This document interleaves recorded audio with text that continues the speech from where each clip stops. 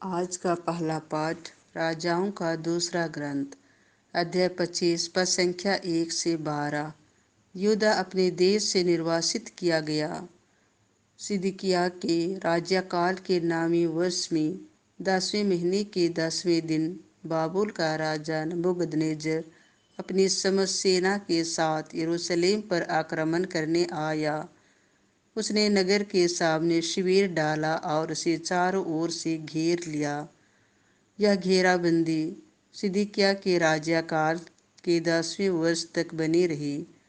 उस वर्ष के चौथे महीने के 9वें दिन नगर की चार दीवारी में दरार की गई, क्योंकि नगर में अकाल पड़ा था और खाने के लिए लोगों के पास कुछ नहीं रह गया था।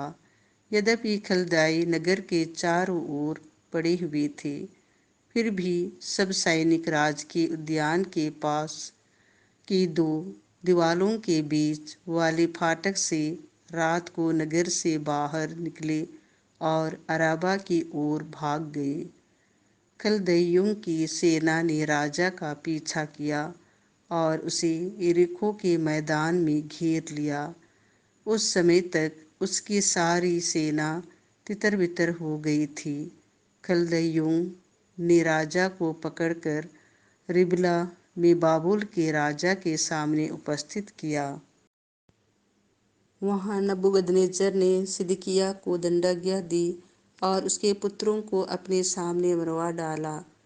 इसके बाद उसने सिदकिय्याह की आंखें निकाली और उसे कांसे की बेड़ियों से बांधकर बाबुल भेज दिया।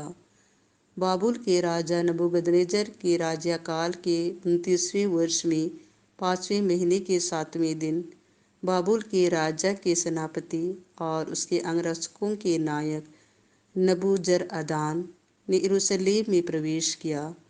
उसने प्रभु का मंदिर, राजा का महल और यरूशलेम के सब घर जला दिए। अंगरक्षकों के नायक के साथ जो खलदाई सेना आई थी, उसने यरूशलेम की चार दीवारी गिरा दी।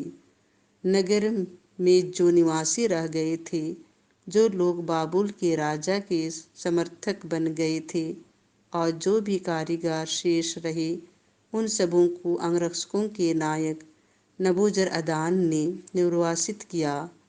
उसने दाखबारियों और खेतों में काम करने के लिए जनसाधारण के कुछ ही लोगों को छोड़ दिया। संत मत्ती के अनुसार पवित्र सुसमाचार अध्याय 8 पद संख्या 1 से 4। आप चाहे तो मुझे शुद्ध कर सकते हैं। यीशु पहाड़ी से उतरे। एक विशाल जनसमूह उनके पीछे हो लिया। उस समय एक कोढ़ी उनके पास आया और उन्हें दंडवत कर उसने कहा, प्रभु, आप चाहे तो मुझे शुद्ध कर सकते हैं। यीशु ने हाथ बढ़ाकर यह कहते हुए उसका स्पर्श किया, मैं यही चाहता हूँ, शुद्ध हो जाओ। उसी क्षण उसका कोढ़ दूर हो गया। यीशु ने उससे कहा, सावधान, किसी से कुछ न कहो, जाकर अपने को याजक को दिखाओ और मूसा द्वारा निर्धारित भेंट चढ़ाओ, जिससे तुम्हारा स्वास्थ्य लाभ प्रमाणित हो जाए।